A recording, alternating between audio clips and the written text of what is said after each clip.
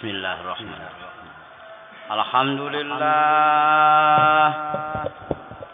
Alhamdulillahilladzi wafaqa man syaa'a min khalqihi bifadlihi wa karamihi wa khazala man syaa'a min khalqihi bimasyiatihi wa 'adbihi. Wa asyhadu an la ilaha illallah wahdahu la syarika lah wa la syabiha wa la mithla wa la nidda lah wa la hadda wa la jasata wa la a'dha lah. Wa asyhadu anna sayyidana wa habibina wa 'azimana wa qaidana wa qurrata a'yunina Muhammadan abduhu wa rasuluhu wa safiyahu habibuhu. Allahumma salli wa sallim wa barik ala sayyidina Muhammad bin Abdillah wa ala alihi wa sahbihi wa mawala wa man tabi'ahum bi ihsanin ila yaumil qiyamah. Wa la hawla wa la quwwata illa billah. Amma ba'd. أوصيكم ونفسي بتقوى الله وطاعته لعلكم تفلحون. وقال الله تعالى في القرآن الكريم: أعوذ بالله من الشيطان الرجيم. بسم الله الرحمن الرحيم. يا أيها الذين آمنوا اتقوا الله وتنظر نفس ما قدمت لغد واتقوا الله إن الله خبير بما تعملون. صدق الله العظيم وصدق رسوله النبي الكريم ونحن على ذلك من الشاهدين والشاكرين. Hadirin jamaah Jumat rahimahullah. Dalam mukadimah tadi khatib membacakan ayat Quran surat Al-Hasyr ayat 18 yang artinya bahwa wahai orang-orang yang beriman, bertakwalah kepada Allah dan pikirkanlah olehmu tentang apa yang sudah kalian perbuat untuk hari kemudian, dan bertakwalah kepada Allah karena sesungguhnya Allah zat yang maha khabir, yang maha waspada tentang apa yang kamu kerjakan. Dalam ayat ini Allah Subhanahu wa taala memerintahkan kepada kita untuk bertakwa dan berintrospeksi diri.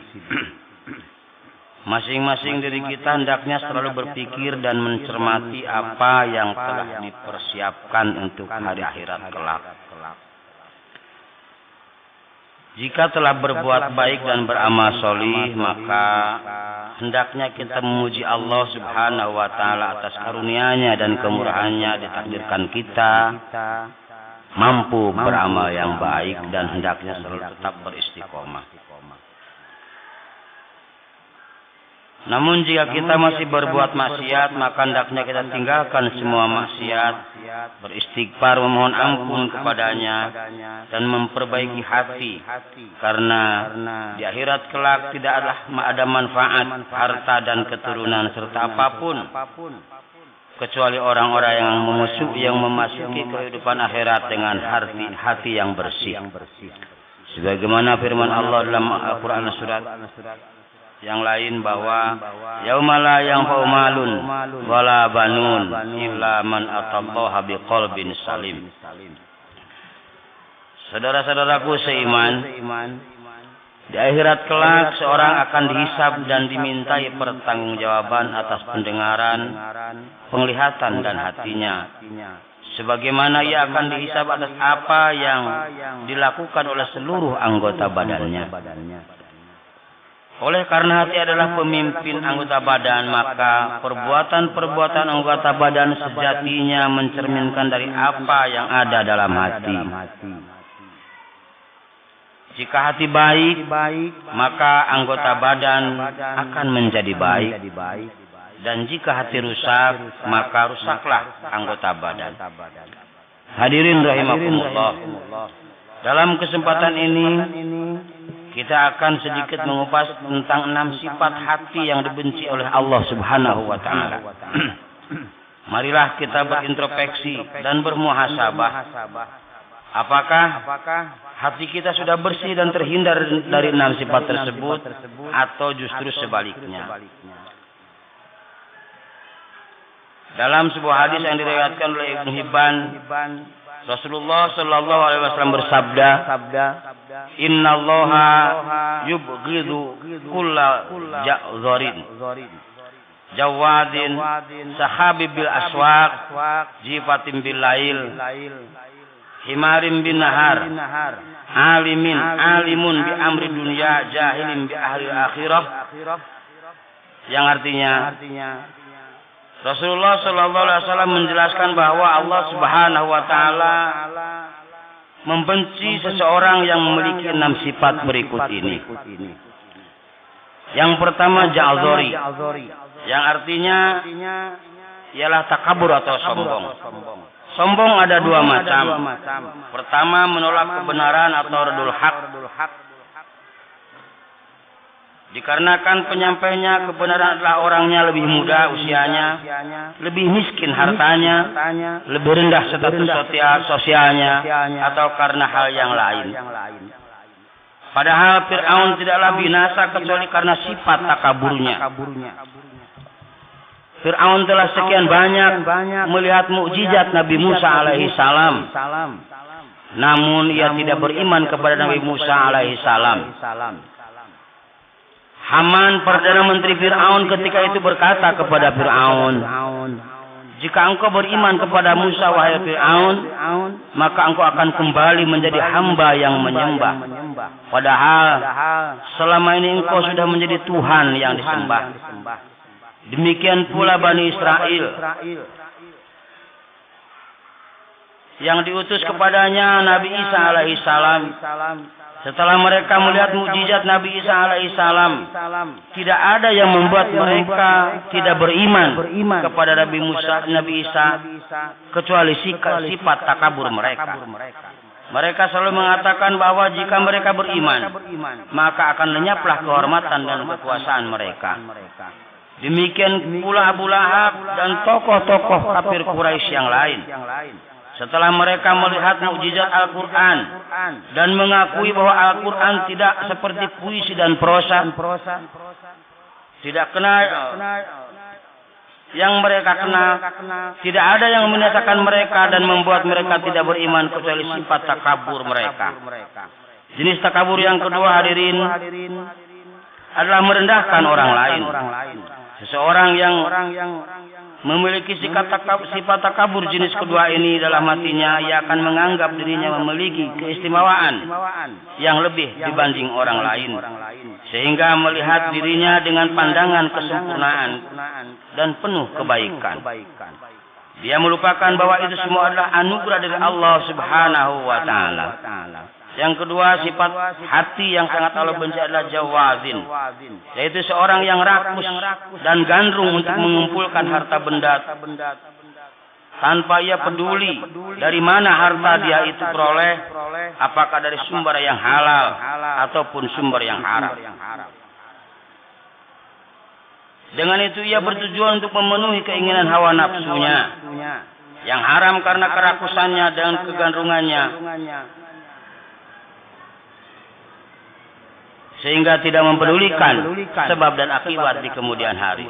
Yang selanjutnya, sifat yang dibenci oleh Allah Subhanahu wa taala sakhabim bil aswaq, artinya orang yang karena kerakusan dan kegandrungannya pada harta, ia memperbanyak omongan dengan tujuan supaya bisa mengumpulkan harta sebanyak-banyaknya. Ia tidak peduli apakah omongannya halal atau haram. Yang selanjutnya, yang keempat, sifat hati yang sangat Allah benci adalah jifatim bil lail, yaitu menjadi bangkai di malam hari, yakni menghabiskan seluruh waktu malamnya untuk tidur. Ia tidak peduli untuk melakukan ibadah di malam hari sama sekali. Yang selanjutnya himarim bin nahar, menjadi keledai di siang hari.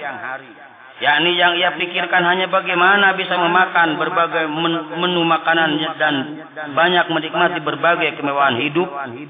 Dengan sebab itu, ia lalai melakukan hal-hal yang Allah wajibkan kepadanya. Yang terakhir, sifat yang sangat dibenci oleh Allah adalah alimin bi amri dunia, jahilim bi amri akhirah. Mengetahui perkara dunia namun bodoh mengenai perkara akhirat. Yakni mengetahui bagaimana cara mencari dan mengumpulkan harta, akan tetapi tidak memiliki pengetahuan mengenai bagian ilmu agama yang fardu ain untuk dipelajari, yang disebut oleh para ulama dengan istilah ilmu dinud daruri, yaitu ilmu agama yang pokok.